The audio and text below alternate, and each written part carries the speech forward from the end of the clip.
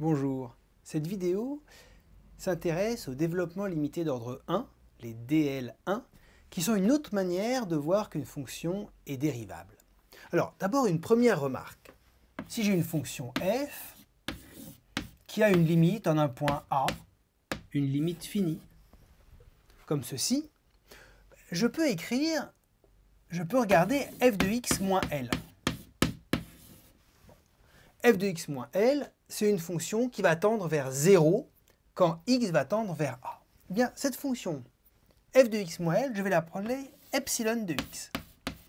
Epsilon, c'est le E grec. Epsilon, on l'utilise beaucoup en mathématiques pour indiquer que c'est quelque chose de petit. Ce n'est pas forcément petit, mais l'idée qu'il y a derrière, c'est quand on appelle quelque chose d'epsilon, en général, c'est que ce qui nous intéresse, c'est qu'il peut être petit. Et donc ici, typiquement, la limite de epsilon en A, justement, c'est 0. Et donc, bien dire ça, ça veut dire que quand x est assez proche de A, epsilon de x est assez proche de 0. Alors écrit comme ça ne dit pas grand-chose. On peut l'écrire un petit peu autrement. On peut écrire que f de x égale L plus epsilon de x.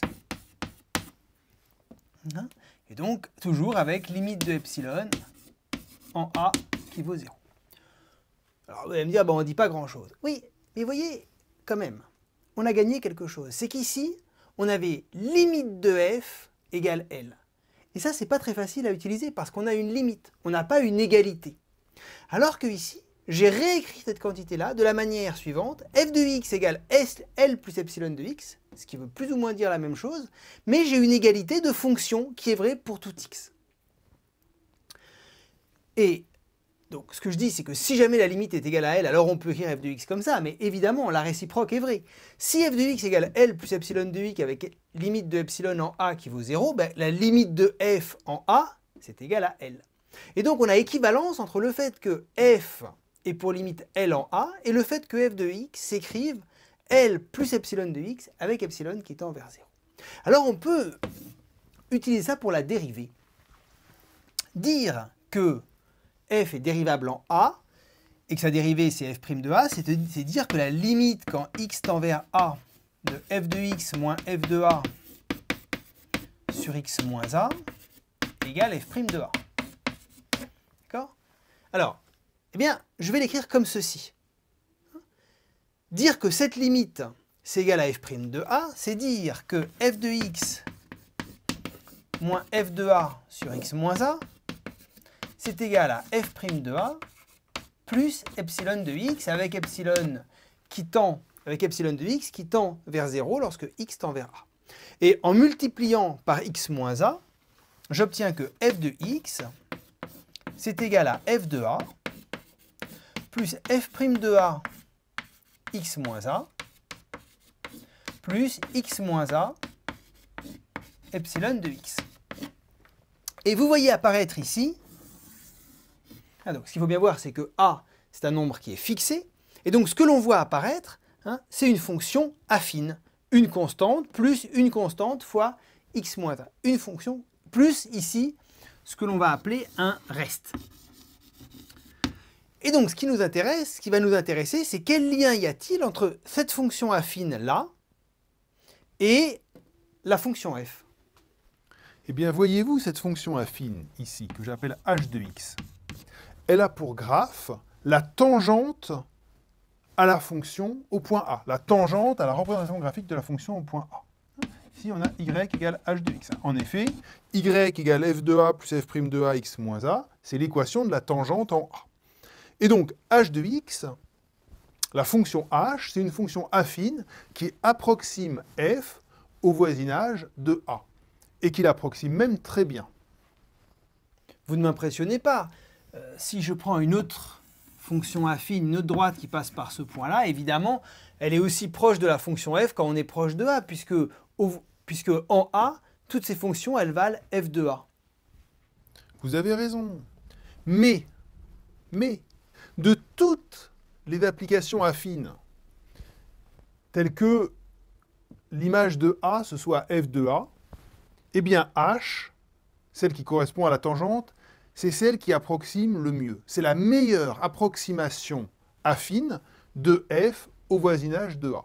Alors, qu'est-ce que ça veut dire? Eh bien, ça veut dire que si je regarde H, cette application affine, si je regarde une autre application affine K, qui passe par A, f de A, d'accord? C'est comme, voilà, et donc, son coefficient directeur, c'est M, avec M différent de f' de A. Si je me mets en un point proche de A, évidemment, tout ça, c'est pour des points proches de A.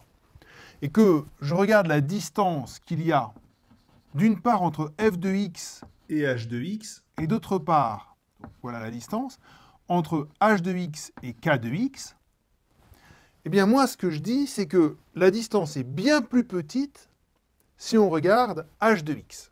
Et donc, on va regarder les erreurs que l'on commet lorsqu'on approxime f de x par h de x ou bien par k de x. Donc je vais noter E1 de x, eh bien f de x moins h de x. Et E2 de x, f de x moins k de x.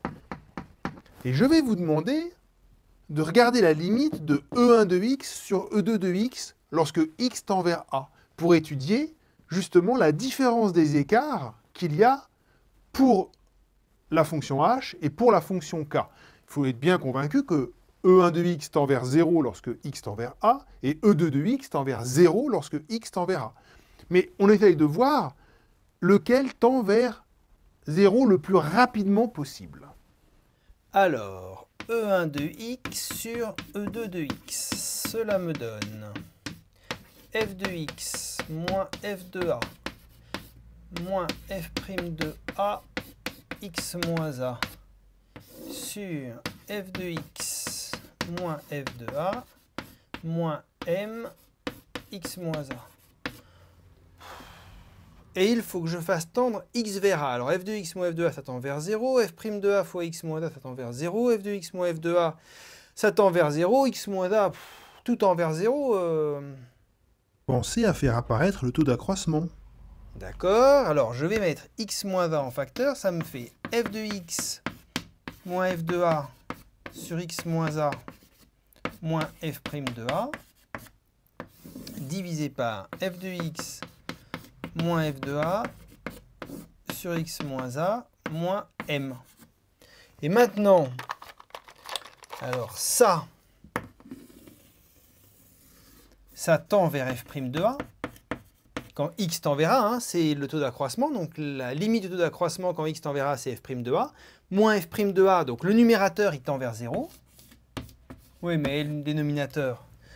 Bien, le dénominateur, f de x moins f de a sur x moins a, il tend vers f' de a moins m. Et donc ça tend vers f' de a moins m.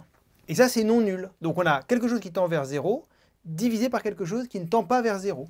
Et donc la limite de l'ensemble, c'est 0. Et donc E1 de x sur E2 de x tend vers 0. Ça veut dire que E1 de x sur E2 de x, il est très petit lorsque x est proche de a. Et donc que si je multiplie par E2 de x, ça veut dire que E1 de x, il est égal à E2 de x fois quelque chose de très petit lorsque x est proche de a, et que donc E1 de x, il est beaucoup plus petit que E2 de x quand x est proche de a. D'accord.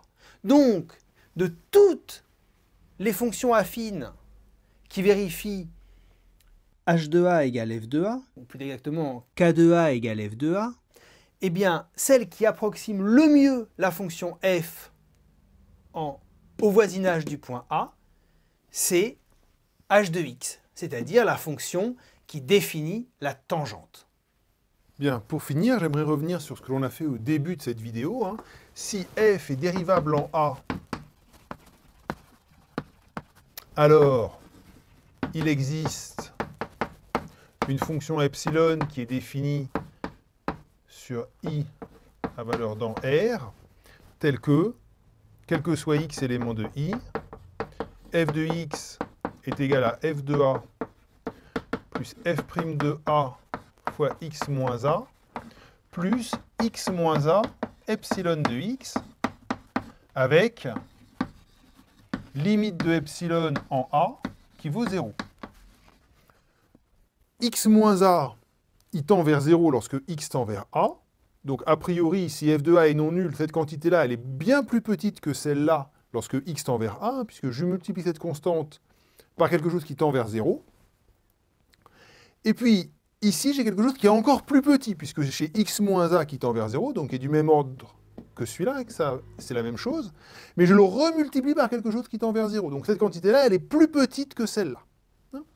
Sauf si f' de a est nul, ou à ce moment-là, bien sûr, c'est nul. Très bien.